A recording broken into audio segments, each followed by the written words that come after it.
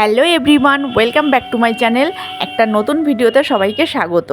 আজকের ভিডিও গ্যাংটকের সেরা কয়েকটি দর্শনীয় স্থান নিয়ে। সিকিমের রাজধানী গ্যাংটক শুধুই একটি শহরই নয়, এটি প্রকৃতি এবং সংস্কৃতির অসাধারণ এক মেলবন্ধন। যদি আপনি পাহাড়ের টানে এখানে আসেন তাহলে এই জায়গাগুলি একদম মিস করবেন না।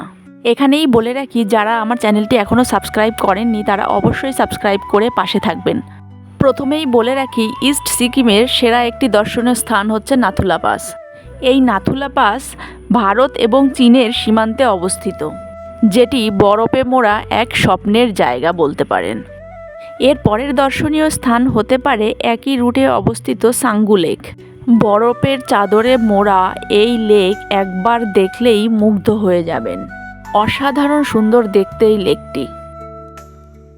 আপনাদের 3 নম্বর গন্তব্য হতে পারে ঝলমলে ঝাঁঝাকরি জলপ্রপাত, প্রকৃতির এক অনন্য দান, যেখানে গেলে আপনি অবশ্যই সতেজ বোধ করবেন।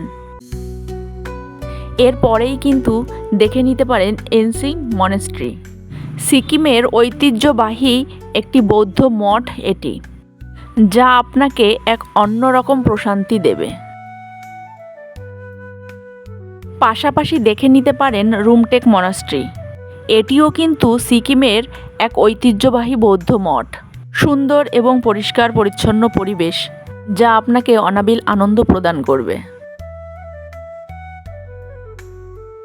আরও দেখে নিতে পারেন হনুমান টক। এখান থেকে কিন্তু গ্যাংটকের অসাধারণ ভিউ পাওয়া যায়, আর তারই সঙ্গে রয়েছে হনুমানজির মন্দির। সারাদিন সাইট সিইং করে সন্ধ্যাবেলাটায় কাটাতে পারেন এমজি মার্গে। গ্যাংটকের প্রাণকেন্দ্র বলা হয় এমজি মার্গকে। শপিং করা, খাওয়া দাওয়া আর রাতের ঝলমলে পরিবেশ এখানে পাওয়া যাবে।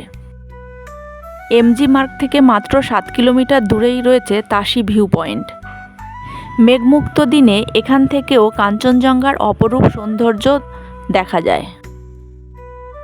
ইস্ট সিকিম ঘুরতে এলে অবশ্যই কাঞ্চনজঙ্ঘা বেস ক্যাম্পও ঘুরে যেতে পারেন।